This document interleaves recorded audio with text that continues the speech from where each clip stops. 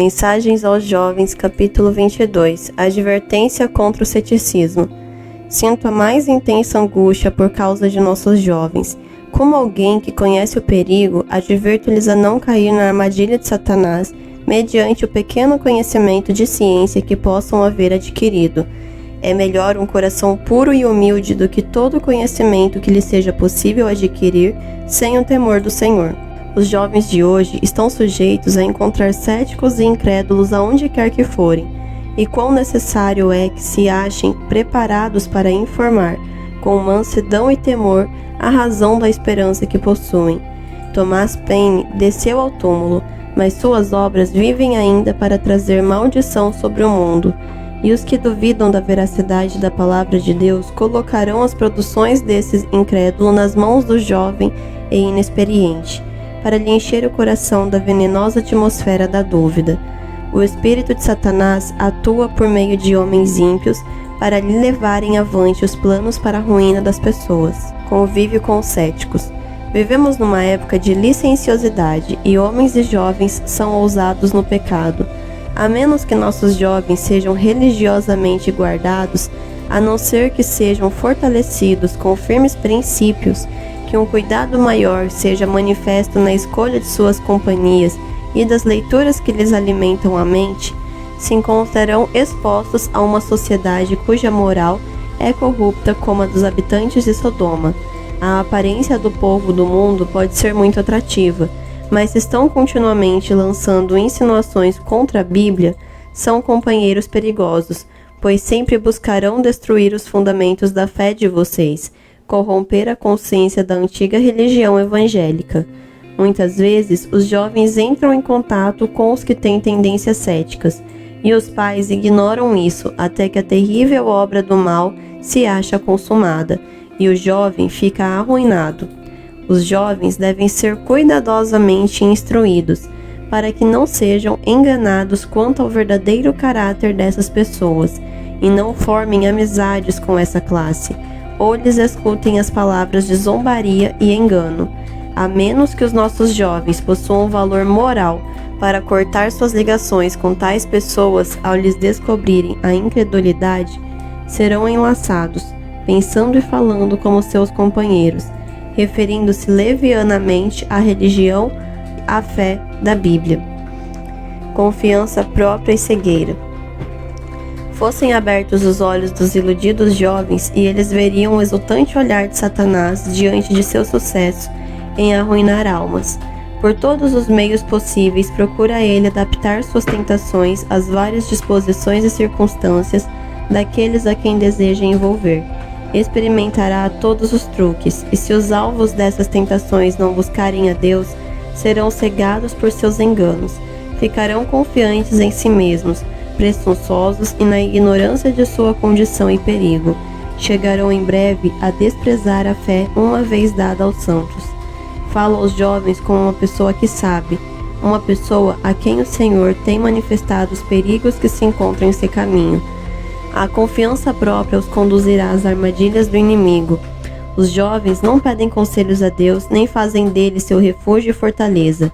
Penetram na sociedade com toda segurança, confiantes de que são inteiramente capazes de escolher o direito e compreender mistérios divinos, em virtude de suas faculdades de raciocínio, como se lhes fosse possível por si mesmos descobrir a verdade. Tememos mais pelos que confiam em si mesmos do que por quaisquer outros, pois serão com certeza envolvidos na rede do grande inimigo de Deus e do homem. Algum companheiro escolhido como amigo familiar e que foi contaminado com a corrupção da dúvida, instilará seu fermento de incredulidade na mente dessa classe, através de baixa lisonja de seu talento, sua superioridade intelectual, incitando neles a ambição de altas posições, conquistam-lhes a atenção, sobrevindo-lhes definhamento moral. Os que são exaltados em sua própria opinião vêm a desprezar o sangue do sacrifício expiatório e ofenderão o Espírito da graça. Os filhos dos observadores do sábado, que têm recebido grande luz, que têm sido objeto da mais terna solicitude, podem ser os que venham a deixar uma herança de vergonha, que semearão ventos e colherão tempestades. No juízo, os nomes dos que têm pecado contra a grande luz serão escritos com os que são condenados a serem separados da presença do Senhor e da glória de seu poder. Estarão perdidos, e serão classificados com os desprezadores da graça de Cristo. Preferiria ver meus filhos baixarem a sepultura a vê-los seguir o caminho que conduz à morte. O terrível fato de haver eu criado filhos para combater contra o Deus do céu, para aumentar as fileiras dos apóstolos nos últimos dias, para marchar sob a negra bandeira de Satanás, seria para mim um pensamento verdadeiramente horroroso. Valor moral. Nossos jovens enfrentarão tentações de todo tipo e devem ser educados de tal maneira que confiem em um poder superior, um mais alto ensino do que os que podem ser dados por mortais. Há desprezadores de nosso Senhor por toda parte, os quais lançam habitualmente desdém sobre o cristianismo. Classificam-no como brinquedo de crianças, inventado para enganar os crentes ignorantes. Os que não possuem força moral não podem ficar firmes na defesa da verdade. Não têm coragem para dizer, a menos que se mude o assunto, não me é possível permanecer em sua companhia. Jesus, o Redentor do mundo, é meu Salvador. Nele se concentra minha esperança de vida eterna. Mas esse é justamente o meio de os fazer calar. Se discutirem com eles, vão ter argumentos com quem os enfrentar, e nada do que disserem os moverá. Mas, se viverem para Cristo, se forem firmes em seu concerto com o Deus do céu, poderão fazer por eles aquilo que os argumentos não conseguiram, convencendo-os pelo poder da piedade do engano de suas doutrinas. Não há mais triste espetáculo que o daqueles que foram comprados pelo sangue de Cristo, que foram dotados de talentos com que glorifiquem a Deus, zombando das mensagens graciosamente a eles enviadas no Evangelho, negando a divindade de Cristo e confiando em seu próprio finito raciocínio e em argumentos destituídos de qualquer base. Quando provados por aflições, quando levados em face da morte, todos esses enganos que têm alimentado se desfarão como a geada em presença do sol. Quão terrível é achar-se junto ao caixão de alguém que rejeitou os apelos da misericórdia divina. Quão terrível dizer, aqui está uma existência perdida. Aqui está alguém que poderia ter atingido o mais elevado padrão e alcançado a vida imortal, mas entregou sua vida a Satanás, ficou enlaçado pelas filosofias inúteis dos homens e tornou-se um brinquedo do maligno.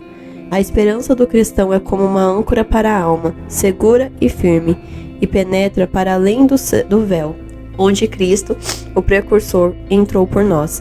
Temos uma obra individual a fazer em preparar-nos para os grandes acontecimentos que se acham diante de nós. Aproxima-se a tempestade. Os jovens devem buscar mais fervorosamente a Deus. Aproxima-se a tempestade e precisamos aprontar-nos para sua fúria mediante arrependimento para com Deus e fé em nosso Senhor Jesus Cristo. O Senhor se levantará para sacudir terrivelmente a terra. Veremos aflições por todos os lados. Milhares de navios serão arremessados para as profundezas do mar. Esquadras serão afundadas, sacrificando milhões de vidas humanas. E romperão inesperadamente incêndios que nenhum esforço humano será capaz de extinguir. Os palácios da terra serão varridos pela fúria das chamas. Tornar-se-ão mais e mais frequentes os desastres de estradas de ferro, confusão, colisões e morte, sem um momento de advertência, ocorrerão nas grandes vias de comunicação. O fim está perto. A graça está a terminar. Busquemos a Deus enquanto se pode achar. Invoquemo-lo enquanto está perto, diz o profeta. Voltem para Deus todos os humildes deste país, todos os que obedecem às leis de Deus.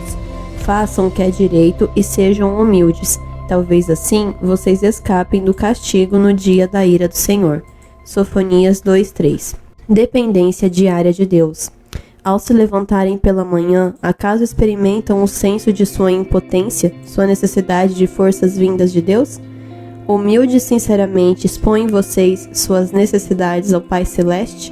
Se assim for, os anjos anotam-lhes as orações, e se elas não partirem de lábios fingidos, quando estiverem em risco de errar inconscientemente, de exercer uma influência que leve outros a errar, seu anjo da guarda estará ao seu lado, impulsionando-os a seguir melhor direção, escolhendo as palavras para proferirem e influenciando-lhes as ações. Se não sentem em perigo, se não fazem alguma prece em busca de auxílio e força para resistir às tentações, é certo se extraviarem. Sua negligência do dever será registrada nos livros de Deus no céu, e serão achados em falta no dia da provação.